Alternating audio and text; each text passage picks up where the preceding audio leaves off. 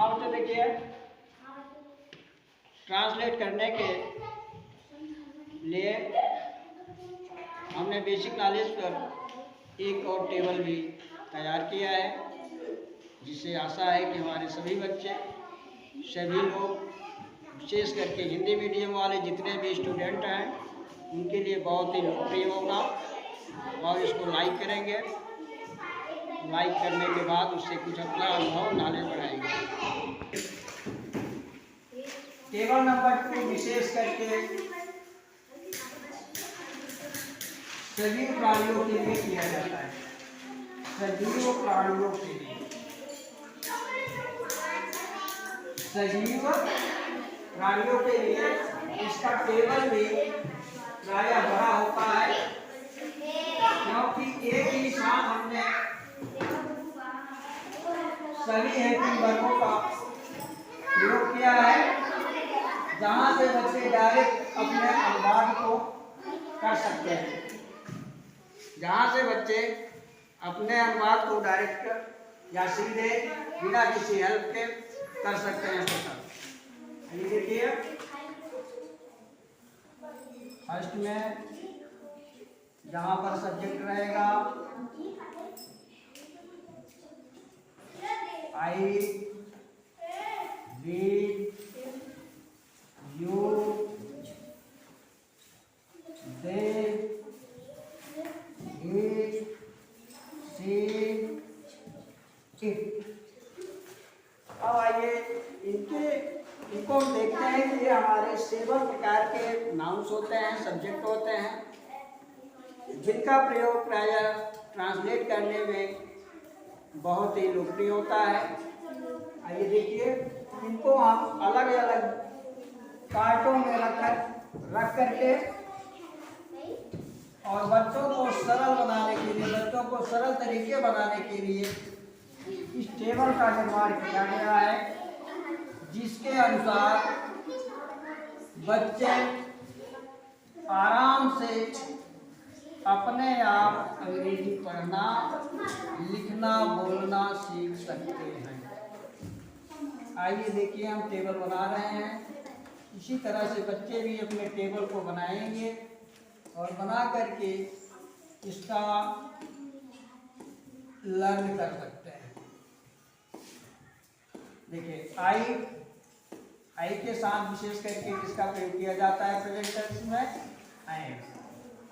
B you they के साथ are, he see it के साथ इच।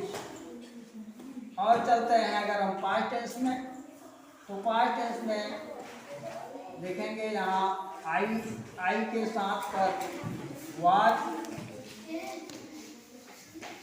बी यू दे के साथ देयर, बी सी के साथ वाज।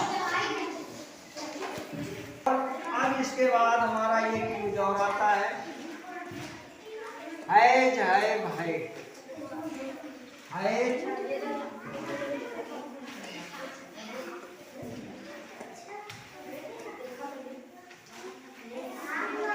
आई के साथ है का प्रयोग किया जाता है और ईट के साथ हैज का प्रयोग किया जाता है। अब इनसे हमें ये मालूम हो जाता है कि किस सब्जेक्ट के साथ किस टेंस में क्या रख सकते हैं। भी है डू का भी प्रयोग हम कैसे कर सकते हैं, इसके लिए हमें बहुत ही आसान तरीका है। इसके द्वारा हम बच्चे सभी अपने अनुवाद को स्वतः कर सकते हैं। इसमें किसी प्रकार की कोई समस्या नहीं होती है। बच्चों के सीखने के लिए ये सबसे सरल तरीका बनाया गया है, जिसको देख करके सभी बच्चे स्वतः अनुवाद करने की प्रक्रिया को सीख सकते हैं। यह है प्लूरल नंबर, इसको बहुवचन कहा जाता है।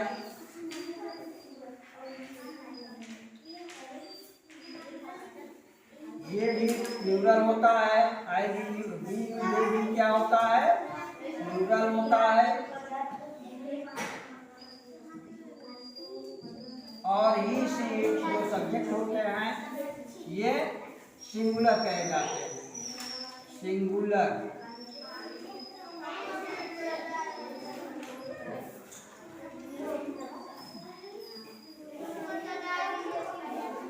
आइए इस टेबल का एक दो हम अनुवाद करके देखते हैं बच्चे किस प्रकार से सीखेंगे और कैसे इनके लिए उपयोगी हो सकता है। ऐड में देख लो, जैसे मेरे पास एक गाय है, क्या कहा गया? मेरे पास एक गाय है।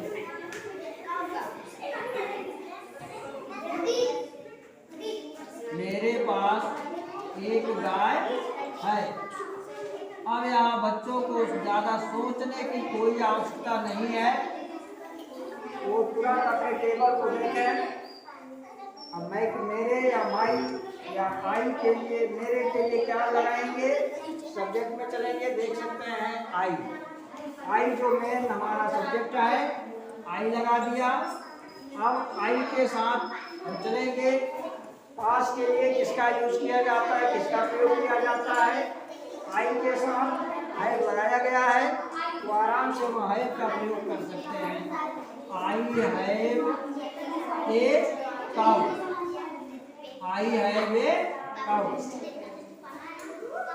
इसी तरह से हम किसी भी सब्जेक्ट के साथ क्या यूज करना है उसका प्रयोग कर सकते हैं। इसमें किसी प्रकार की कठिनाई बच्चों को नहीं हो सकती है। जैसे उसके पास एक कलम है, उसके पास एक कलम है।